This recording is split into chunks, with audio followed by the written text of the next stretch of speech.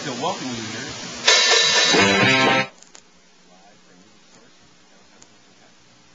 It's my privilege to introduce to you our guest today, Mr. John Cates with Lifeway Private Counseling Practice. I'd like to go ahead and have John introduce yourself and tell us a little bit about your program. Hey, Bill. Well, as you just said, my name is John Cates. That part, you got down that pat. That's the way it is. I've been around chemical dependency for about 30 years, a little over 30 years. Got into it the hard way, looking for help for myself. Got sober here in Houston area in a program called Palmer Drug Abuse Program. Spent the last 30 years worked part-time for them, and worked for about 4 years producing and directing commercials and industrial films, then came back into it with my own program called Lifeway, which is a support group actually for adolescents and young adults and their families who are trying to deal with chemical dependency as a disease. Have had the chance to design and implement hospital programs, residential programs, private high schools, wrote a book, had an everybody,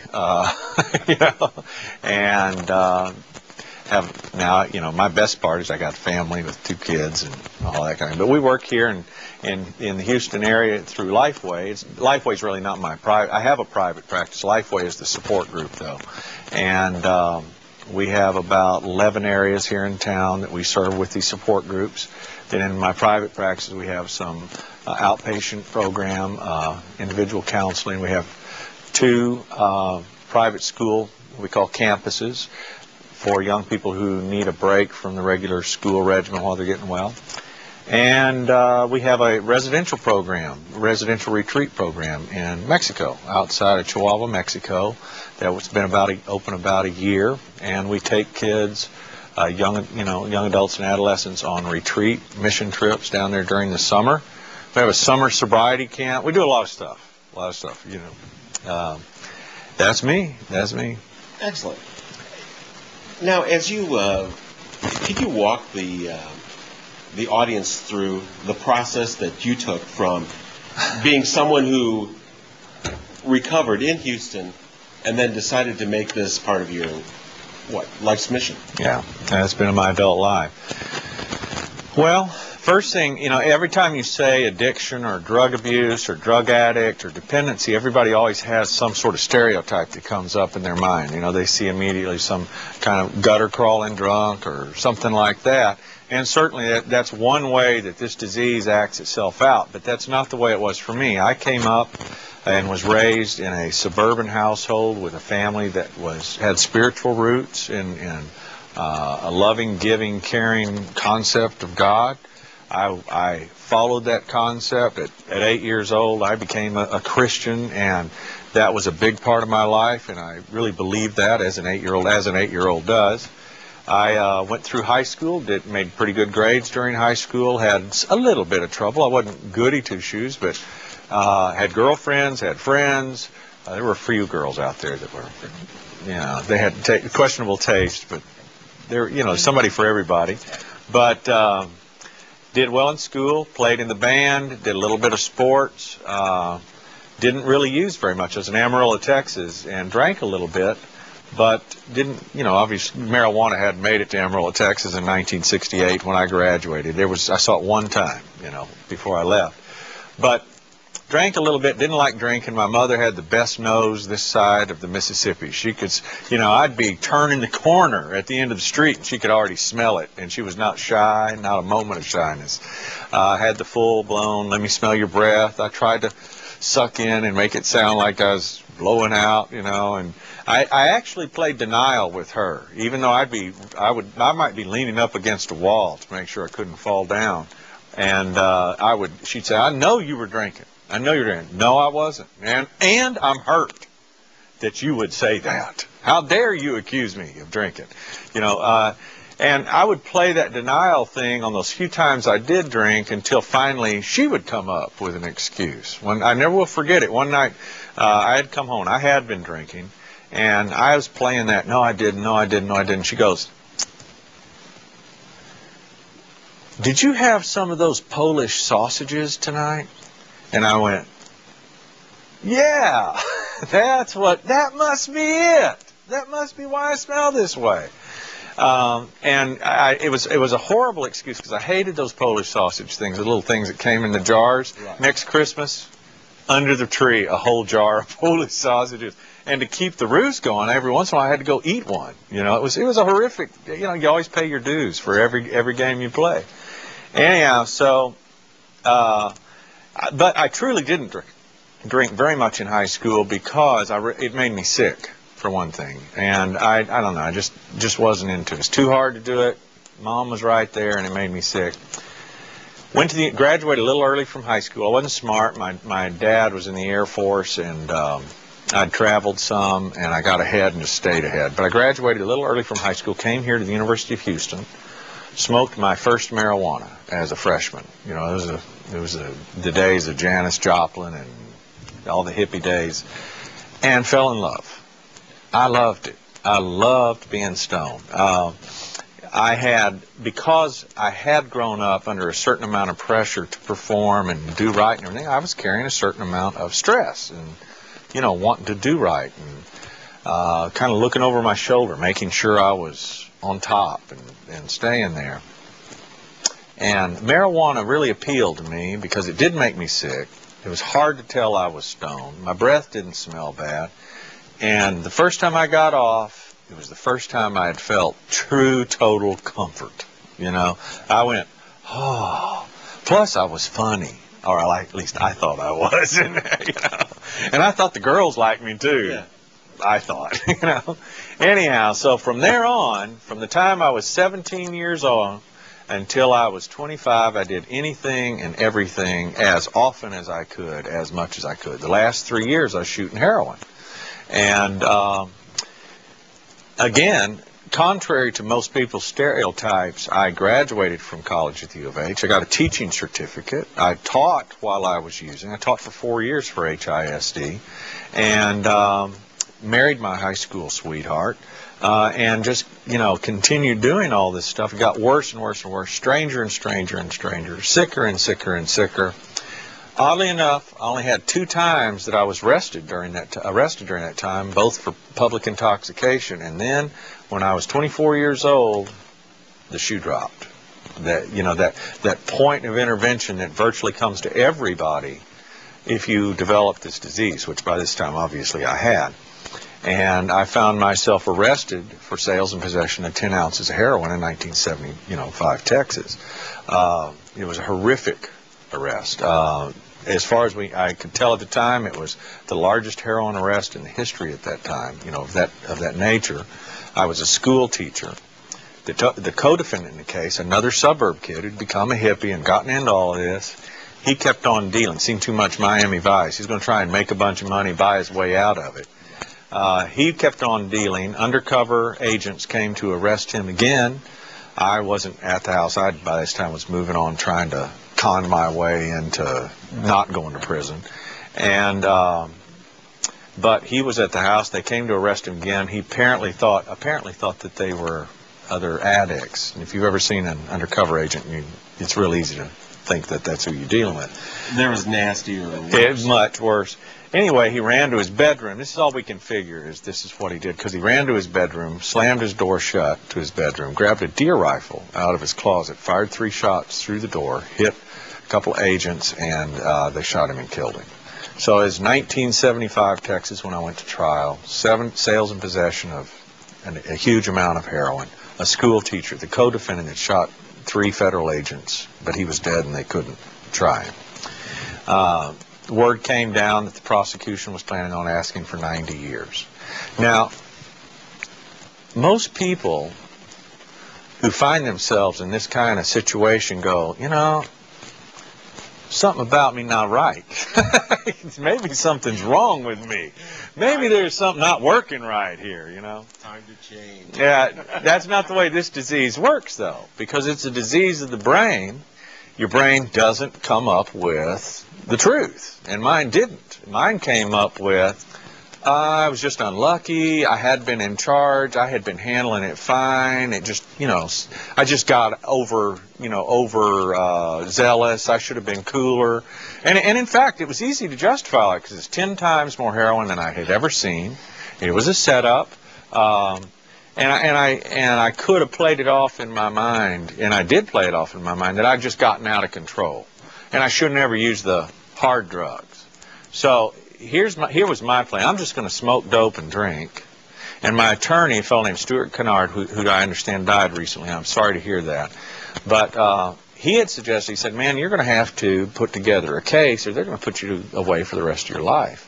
And he said, you need to go back to church. You need to get a job right away, because obviously the school district was not wanting my services at that point. And you need to get involved with this drug abuse program he called it PDAP. So my plan was, well, because see, you're always arrogant with this disease. I thought I had it all wired. I'd just been unlucky, I just hadn't watched my back well enough. Right. So my plan was, I'll keep smoking dope and drinking, all right, but not tell anybody. Keep it under control, okay? And I'm going to go back to church. I went back to church, got involved with the choir. It took me about 2 weeks to figure out which young people used mind-changing chemicals. And they became my main friends.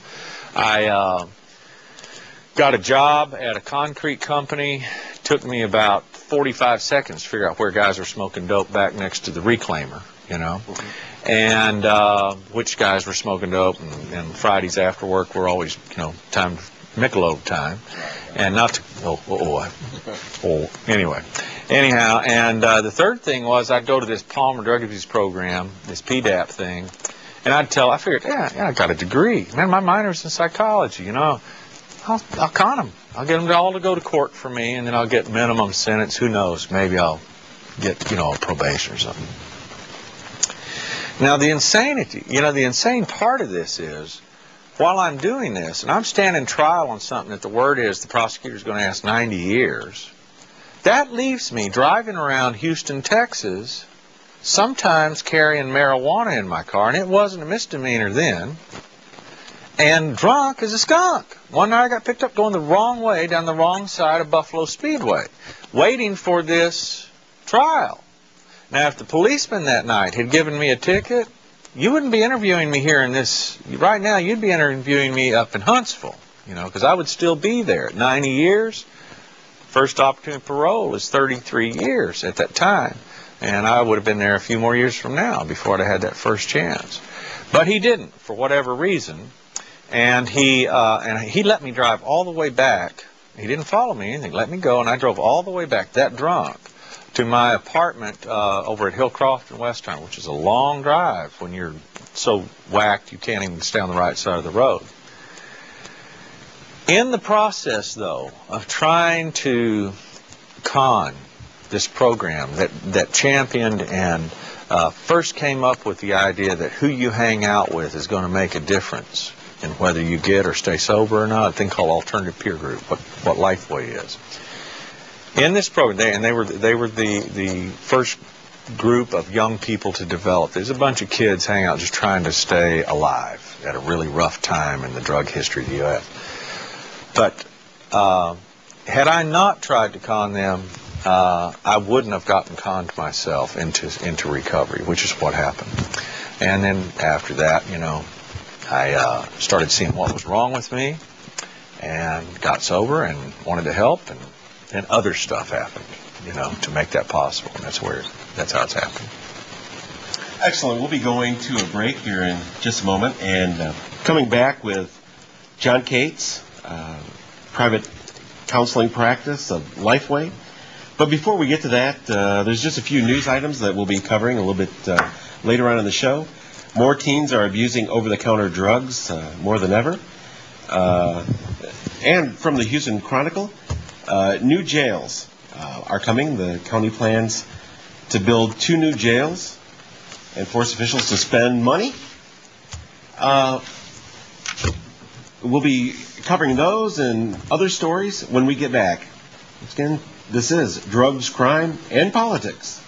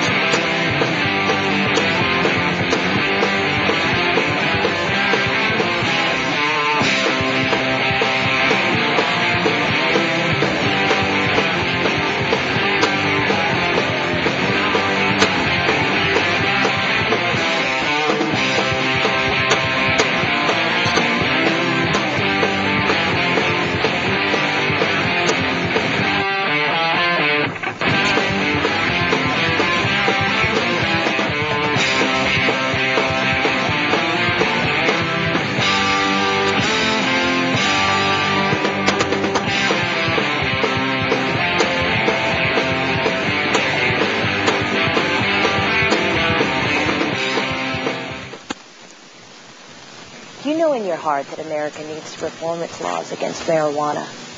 And you can do something about it by joining the National Organization for the Reform of Marijuana Laws. Check our website and get involved with a local chapter.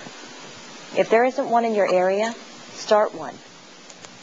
No one should go to prison for smoking a harmless flower, and sick people shouldn't be denied medicine for their illness. Together, we can change America for the better. I'm going to have to get my commercial over here. We're going to have to get our spot on. Sure. It's time to... Welcome again back. This is Drugs, Crime, and Politics. My name is Bill Cox, and I'm here with John Cates. John, what we've been talking about is your road to recovery, and then you going from recovery into private counseling practice. I noticed that you called, though, the addiction the disease. Can you go ahead and make that distinction for us? Well, I've been here working with this for over 30 years, at this point. And in the past, we couldn't call it a disease. We could say we thought it was a disease. We think it's a disease. It acts like a disease. We could refer to it as an emotional or mental disease. But the new research that's been coming out for about, the first time I ever saw it presented was at a science and research conference at the U of H about 11 years ago, where we're talking about real disease. We're talking about a brain disease, a neurological disease that leads to psychological aberrant growth. And it comes about when the brain has been exposed to certain chemicals to the point that the brain chronically starts to malfunction in the way it's operating. There's several areas that they've nailed down. Frontal lobe problems, which is the part of the brain that's responsible for identifying that you're in a high-risk situation and making a decision that's productive in that situation, and then keeping that decision. A good example in my story is my inability to identify that I was in a high-risk situation, so probably smoking dope and drinking while you're waiting for a heroin trial is not that good of an idea.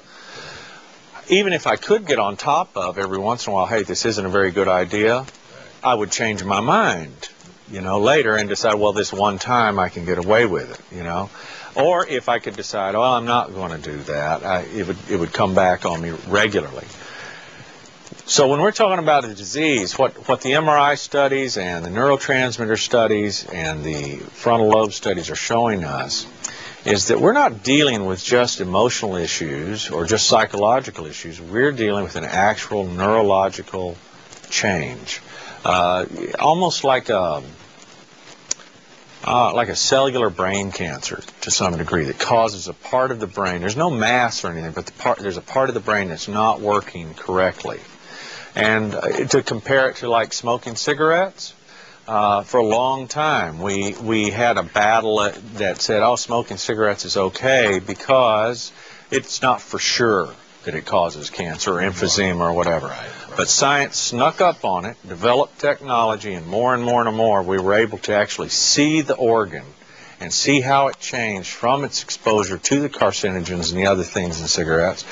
And that old dog quit hunting. We know that exposure of those organs to cigarettes will cause the organs to quit working correctly. Well, we now know that exposure of this organ up here to the effects of these chemicals will cause it to quit working normally also.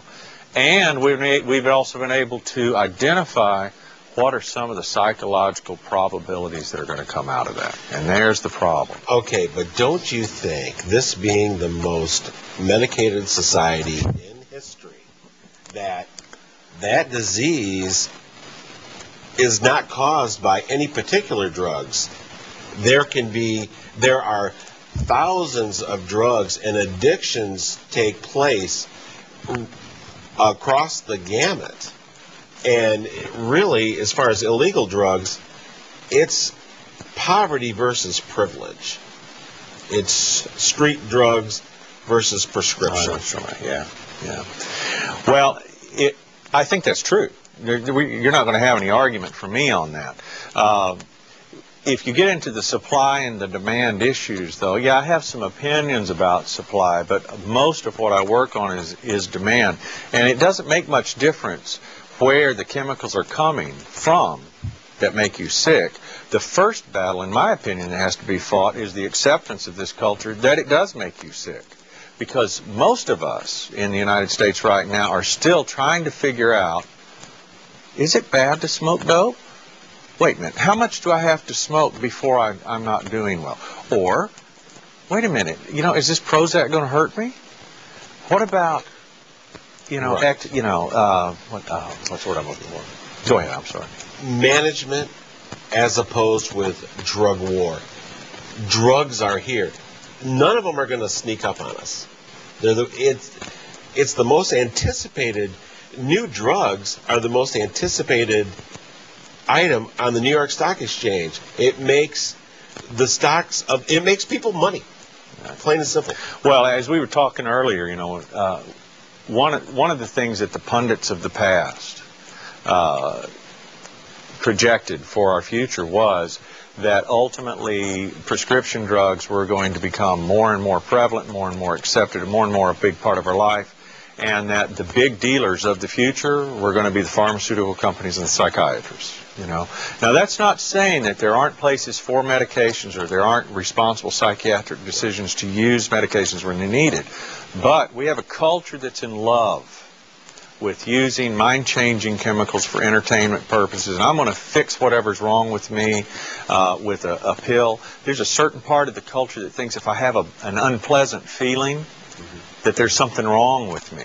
When in fact, feelings are the way God talks to us. Feelings are the way, and even if you don't believe in God, it's the way human development talks to us and tells us what's good and what's bad, what brings us good feelings, what brings us bad, what do we want to develop more, what do we want to cut back on. Every day is not a mountaintop experience. No. No. But if we could just get a pill, that's the whole idea. Let's cut those valleys, One of the news items that I wanted to bring attention to was that in Harris County, they are going to build 2 new jails. I have the paperwork here on that. And adding 2 new jails, the construction costs is at least $267 million, would increase maintenance costs to 25% of the Harris County budget. That's for Houston. Maintenance of jails are 16% of the budget now. 59% of the inmates are for drug-related causes. Personally, I think that's absolutely absurd, but I want you to hear what State Senator John Whitmire is quoted as saying. I don't mind spending whatever it takes to have a safe community, but you don't spend unnecessary dollars to pick up people who don't pose a security risk. And talking to a frontline counselor such as yourself, I just want you, if you could elaborate a little bit, imagine taking a portion of that budget and give it to care and rehabilitation rather than incarceration, what that could do to frontline program people like yourself. It would make a huge difference. My opinion, the issue of legalization or not legalization of mind-changing chemicals is always a kind of a touchy subject for us. On the one hand, some chemicals are already legal, depending on your age and whether you get a prescription for it or not. That's the facts. And sometimes they get abused. On the other hand, on an active frontline basis, I will tell you, in my case, for example, had it not been illegal, I might well be dead today. It was what stopped and got my attention, And although the incarceration and going to jail didn't fix me, it did get my attention. So those of us on the front line, we need any kind of interventive moment we can in a culture right now that's trying to okey-doke using lethal substances at toxic substances at non-lethal levels and for entertainment purposes. We want anything, it's a tool for us in the counseling. However, if it's a disease, we ought to approach it as a disease. We don't incarcerate people with brain damage that comes from other problems. What we do, however, is especially if these other problems cause perceptual issues or decision issues which put these people and others at risk, we do demand that they responsibly treat that disease. And if they can't or won't, then the culture steps in to protect the rest of us from those problems that might develop from that disease.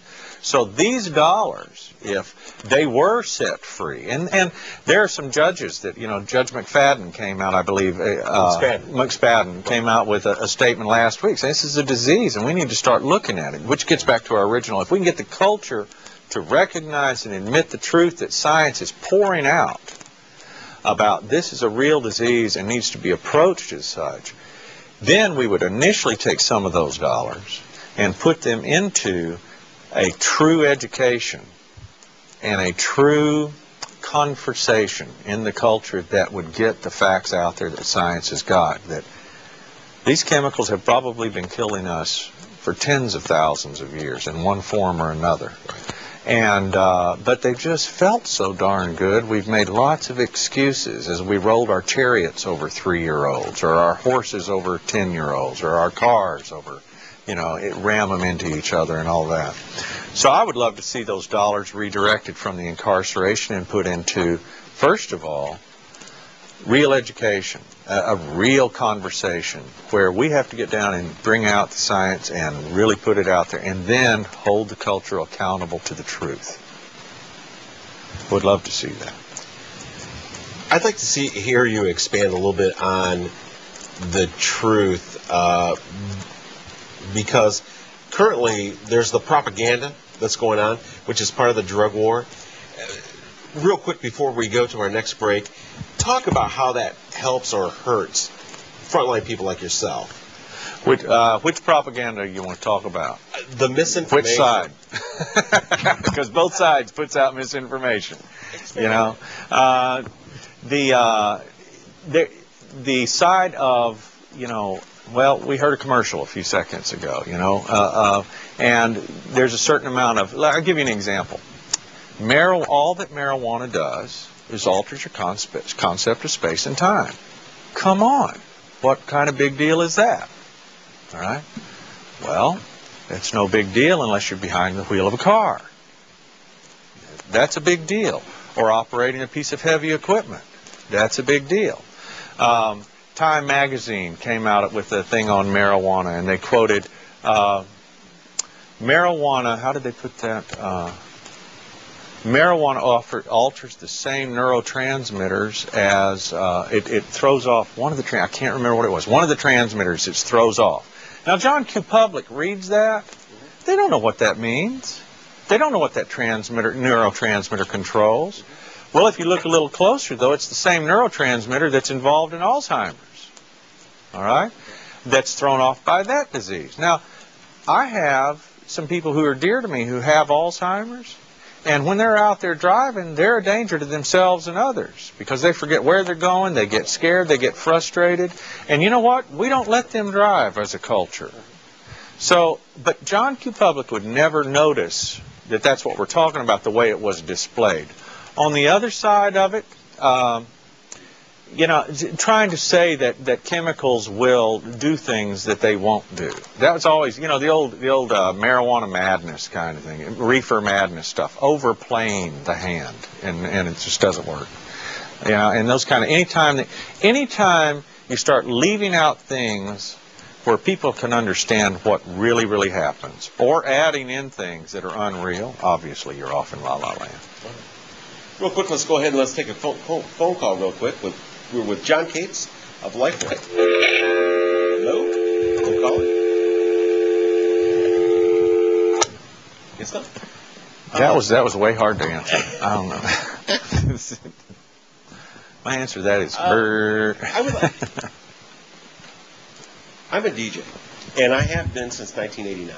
And I look at alcohol and how public perception of alcohol has changed with personal responsibility. And what they've done through legislation has made the consumer, the person who drinks and drives, personally responsible.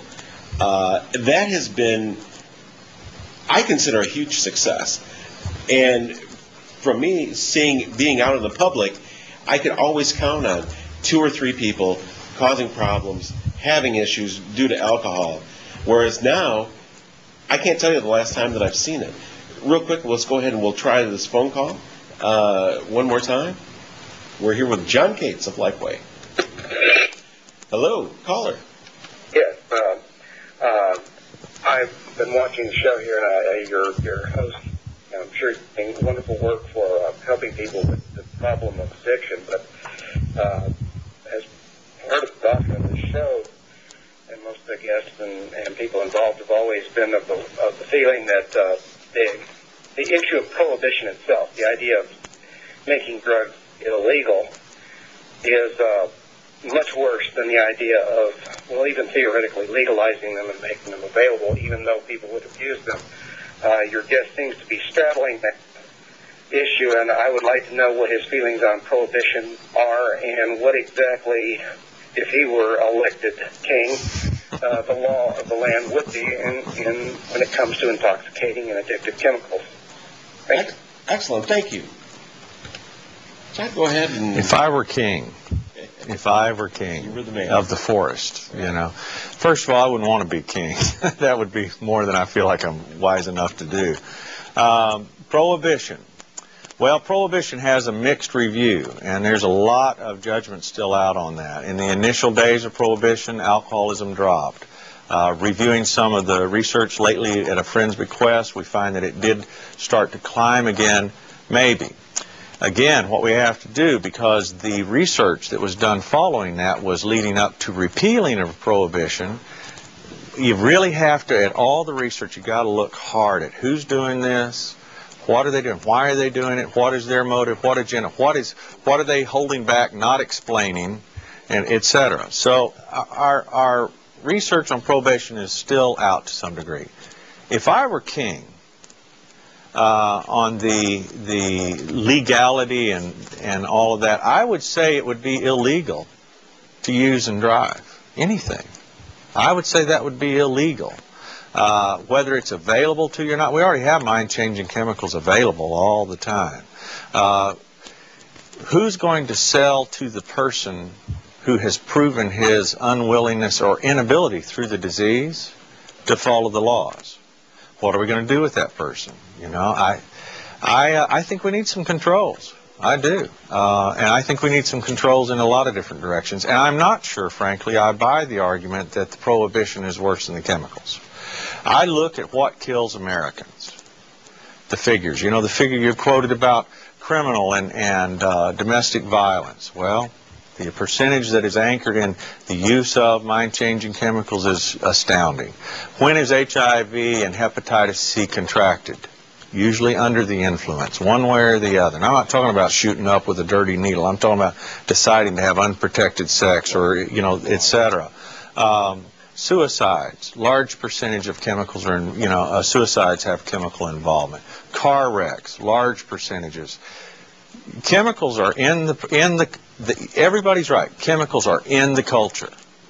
What we're doing is we're looking over here where they're killing us over here. Got to go to a break. We will be right back. This is Drugs, Crime, and Politics. It's time to play Name That Drug by its side effects.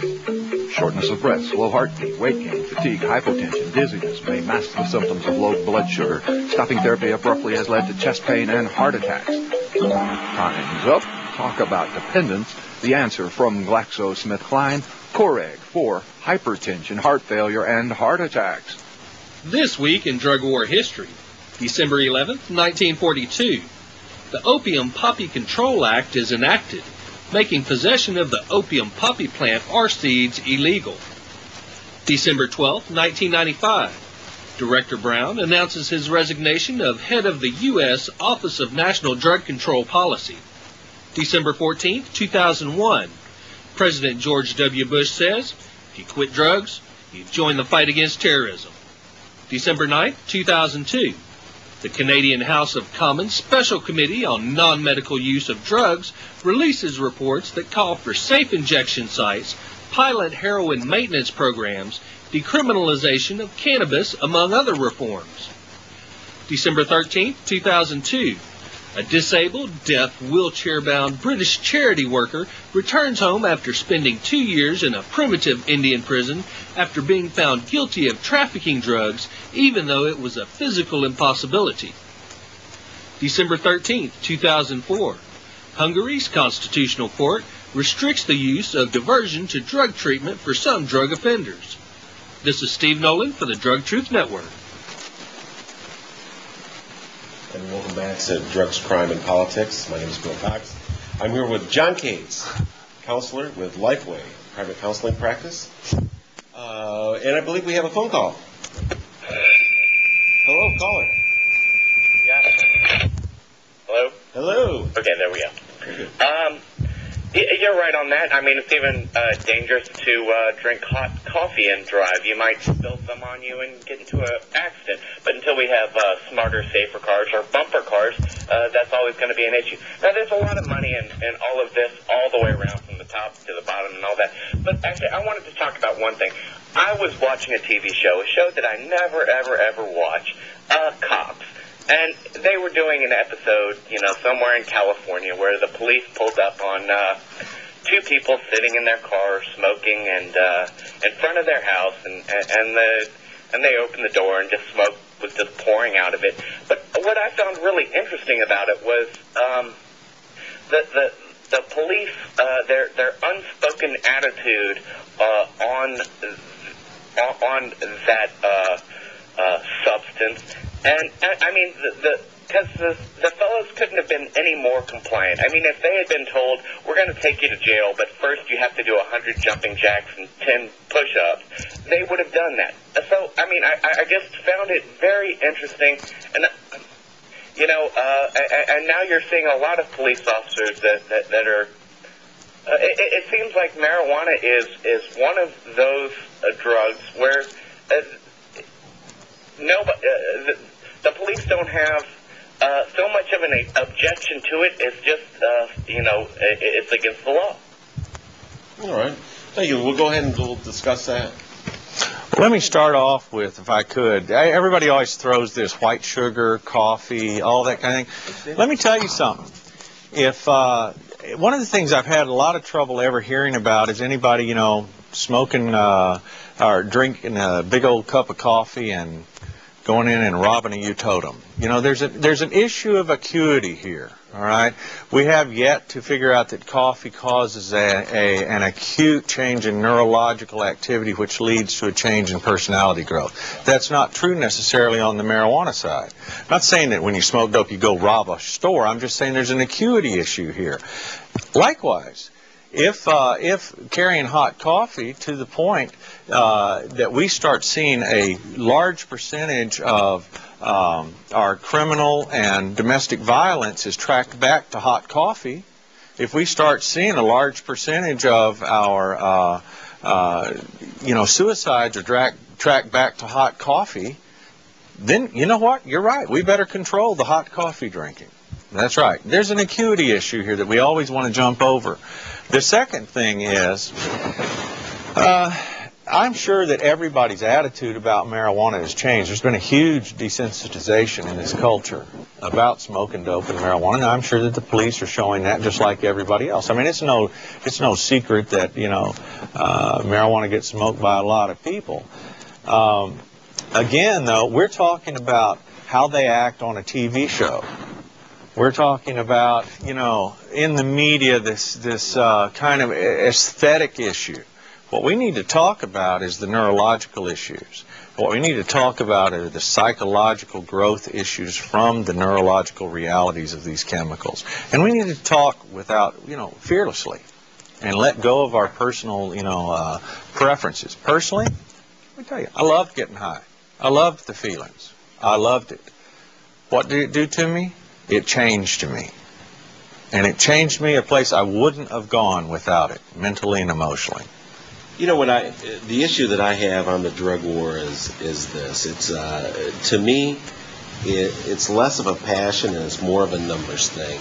It's disproportionate in the fact the amount of money that is spent on essentially 3 drugs. There's thousands of drugs that are out there that are being abused. The war is essentially on 3. It's the difference between street drugs versus prescription drugs. Each of them are being abused The street drugs are the ones that are getting prosecuted. The prescription drugs are the ones that are not. And this huge dollar amount could be better spent on treatment for addictions for all diseases, regardless of what is the drug. I agree. We're going to have, it's interesting how this argument shifts. In one case, we're talking about, hey, we maybe ought to go hands off, from some of our callers, hands off on all prohibition. Then we work around and we start finding out that the big pharmaceutical companies and, this proposition that there's money's being made by these folks, and how are we going to control that? We've gone from let's not control to let's control on this side. And figuring out a policy that makes sense, that matches with ethics and legality, because those are the issues that come into play here. It's kind of like physician-assisted suicide. Well, there's a legal issue, and then there's an ethical issue. Same thing here. We've got legal issues and we have ethical issues. And they're going to have to be solved, and it's going to take a lot of hard talking. And some people are going to be wrong. I'm going to be wrong some of the time. And I'm going to have to listen. I'm also going to be right. And I've been watching this thing for about 32 years coming up on it. And I've watched how it's changed. When I first started counseling, one of the things that was proposed that was going to happen was this desensitization towards marijuana. When I started counseling in 1977 out in Fort Bend, I would get a phone call from a parent, and they'd go, I just found little Johnny smoking dope. And they'd bring him in, and they say, what can we do? They wanted to help now. Now I get a call after he's been busted 3 times. He's been doing Xanax, drinking. He's running 3 cars. They call, they say, we're bringing him in, and they go, what you going to do? There's been a shift of desensitization in this whole culture. And marijuana, we got grannies and grandmas and grandpas. I'm dealing with the grandchildren of some of my first clients right now, And most parents who have watched their young people change behind smoking dope will have some very definite feelings about smoking marijuana, and they're not generally the hands-off variety. And that really gives us something to think about. Why is this change? Why do they say change in who their young person is? That's one of the big issues we got to deal with. If you had to forecast, if you could take a look back at where it's been and where do you think policy is going to go, what would be your educated guess? I think we're headed for the same process that we did with cigarettes. I think, because we got technology playing a role in this too. Technology is marching forward. And where in the past we had to diagnose chemical dependency based on behaviors, we now have templates of exposure and exposure time to certain chemicals that give us a diagnosis, vein. We have MRIs that are moving forward. The reason why we know about the neurotransmitter change is because of MRI technology. Well, the technology is continuing to advance. And what's going to happen is one day they're going to be able to turn and put something, focus the ray gun on your head, and they're going to see that your brain is not operating the way it should in certain things, and they're going to see why. They're going to watch it happen. Just like they can focus on your lungs and go, oh, I think I just thumped somebody on my microphone here. But they're going to focus on your lungs, and they're going to say, they can say now, you've got emphysema. And, you know what, we found some residue. We think this is where it's coming from. Well, they're going to be able to do that same thing. When that happens, we're going to have a lot more conversation. And legal is going to come into it, and treatment is going to come into it, and all of these things are going to get talked about. That's what I think is going to happen next. What I think they're going to find is, that we have, as human beings, as I said, been killing ourselves for millennia in the name of using, toxic chemicals at non-lethal levels for entertainment purposes and making excuses for ourselves along the way. That's what I think we're going to learn. What we're going to be doing in our next segment, we're going to be wrapping up, and since this is the next to last program for the year, we're going to do some looking forward to our last program of the year, and we'll be back in just a couple of moments, and we'll be wrapping up also with John Cates, our private. Let me get this right. Let me do this for you, all right? Let me make sure I get this right. I have a private practice, and I'm the director for Lifeway, which is a support group program here. There we go. I wanted to go ahead and bring up a couple of news items. And did you know that Baylor's competing for the George W. Bush Library? They're competing with SMU, University of Dallas, and Baylor. And believe it or not, the library is going to be used as a global studies center. Just wanted to bring that up. Since this is drugs, crime, and politics, the snake never deviates too far from the head. And so that's why I always like to bring up George W. Bush. And if you had to say, what do you think the high point of his presidency is going to be? Well, it's going to be Iraq. I mean, that's it. Well, let me change that. Iraq is going to be the subject. My opinion, and this is just, drugs are my game, not politics. But my opinion is that depends on when in history we look back on this, on how is read what has happened with Iraq, and what happens in the future. I say it in history. When in the future we look back on it. Give you two scenarios. We pull out of Iraq. Somehow some sort of fundamental, violent element in that part of the world takes over, and we have two more 9/11s. Okay? The American public is going to look at George W. Bush and his decision to enter Iraq in the first place and what has happened there in one way. Let me give you another scenario. George Bush pulls out, or not George, we pull out, and everything calms down, everything goes smooth as silk, everybody starts loving America. Then we're going to be looking back at the Iraq experience a different way.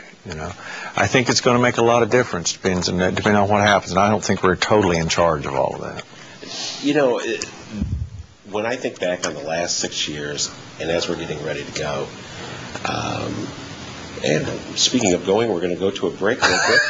Once again, we'll be back to finish up drugs, crime, and politics for December 13th. The drug was administered in a drink of water given at the start of each day's exercise. 25 minutes later, the first effects of the drug became apparent. The men began to relax and to giggle. But this man was more seriously affected and had to be removed from the exercise. After 35 minutes, one of the radio operators had become incapable of using his set, and the efficiency of the rocket launcher team was also very impaired. 10 minutes later, the attacking section had lost all sense of urgency. Notice the bunching and indecision as they enter a wood occupied by the enemy. Almost immediately, the section commander tried to use a map to find the location of troop headquarters, and a prisoner's escort had to have the way pointed out to him, although it was in plain sight, 700 yards away over open country. 50 minutes after taking the drug, radio communication had become difficult, if not impossible, but the men are still capable of sustained physical effort. However, constructive action was still attempted by those retaining a sense of responsibility, in spite of physical symptoms. But 1 hour and 10 minutes after taking the drug, with one man climbing a tree to feed the birds, the troop commander gave up, admitting that he could no longer control himself or his men.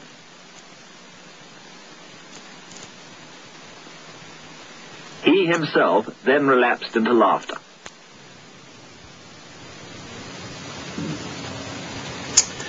And welcome back to Drugs, Crime, and Politics. My name is Bill Cox, and I'm joined once again with John Cates.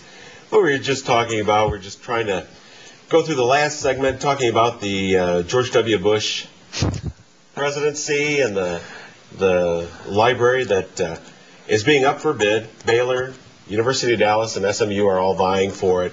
It just got me to thinking, since this is going to be a global studies center, what would I think of the 6 years and what I'm going to take away from it? And I can say it's the polarization of the partisan politics. And until this month, as I did some research, he had a same party Congress that was so unwilling to challenge him on anything that he didn't exercise his veto power except once, and that was in last July for the stem cell research bill. And so what I'm taking away from so far, as we're 3/4 of the way through the presidency, what's going to go in the library, I'm looking at the polarization of partisan politics is what I kind of take away from it. I don't think anybody's going to remember that. Because it's too hard to say. It's too hard to say. I think that polarization has been something that's existed with us no matter who's in charge, and it comes with the territory of a two-party system. I think Washington foresaw that and had something to do with one of his last suggestions as he left office, one of his 3, don't form political parties. He could see that was going to become something that empowered himself. But you may be right. Like I said, drugs are my deal, man, not politics. Well, and I think taking this one step further, taking it to drugs, now that we've had the midterm elections, I think we're going to see change. I think change is going to happen, and then we're going to start having the campaigns for the primaries. I think change is going to be swift. Sure. I don't know if it's going to be swift or not. I don't know. I know this, that Lifeway is a big program here in Houston. There's other programs that are good and big, and they're filled with families who have suffered from chemical dependency, substance abuse, addictions. Right. And these people are not waxing philosophical about the disease. These people have lived with the disease. And because of that, they're impassioned by it, and they're empowered by their passion, And they're not going to just roll over and buy anybody, either side of the question. They're not going to just roll over and buy anybody's hoodoo, the untruths. They want the truth because they got to have it. When you have a child who's dying in front of you, you got to have the truth to deal with it, and they're going to demand it, and that demand is going to drive the change, whether it's rapid or not, especially in chemical dependency and substance abuse. We've got to have the truth because there's so much pain and heartache that comes out of the disease. That's what I think. But I'm still not king of the world, man. Right. I got to thinking about this being the next last program for the year, and I got to thinking about Party Smart. As you've noted, people use and that is the truth. Mm-hmm. And what we do is not only try to cure, but we need to try to help.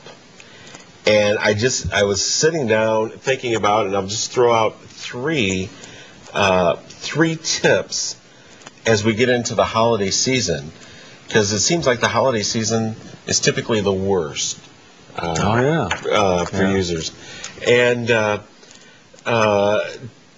typically, the 3 things that I want is people, before they go out, have a plan. Number 1. Number 2, have a buddy.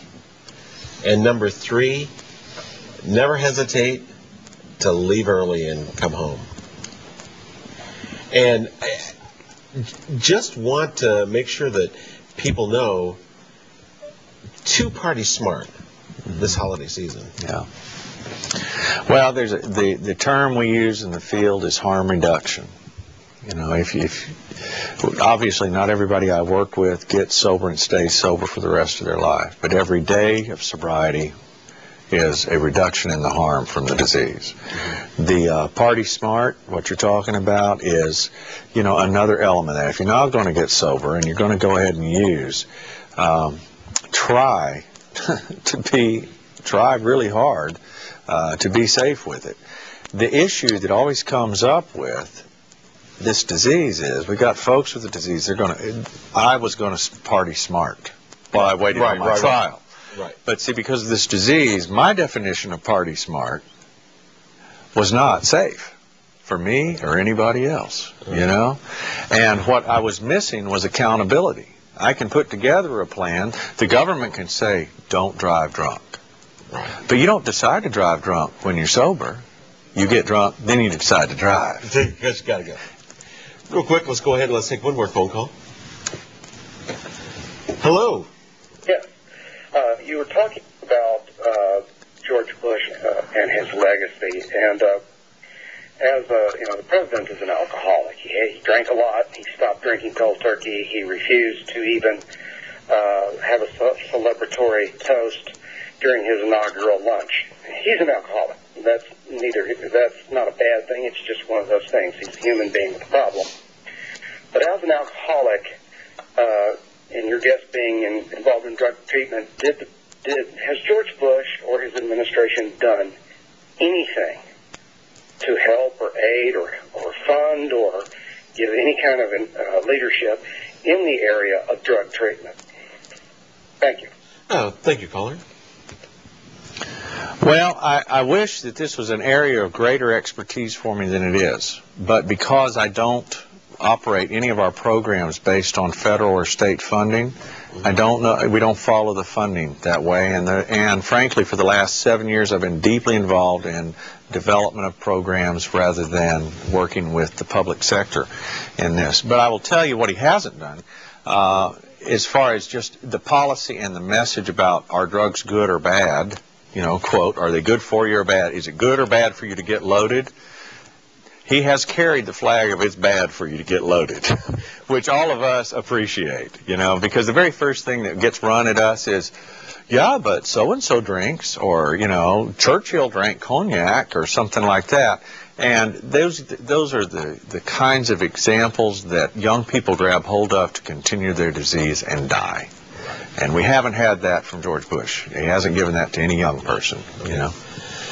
Hey, I'd like to thank my guest, John Cates. Thank you so much for being here. It's a pleasure. Excellent. And once again, thank you for tuning in to Drugs, Crime, and Politics. Live from Media Source, downtown Houston, Texas.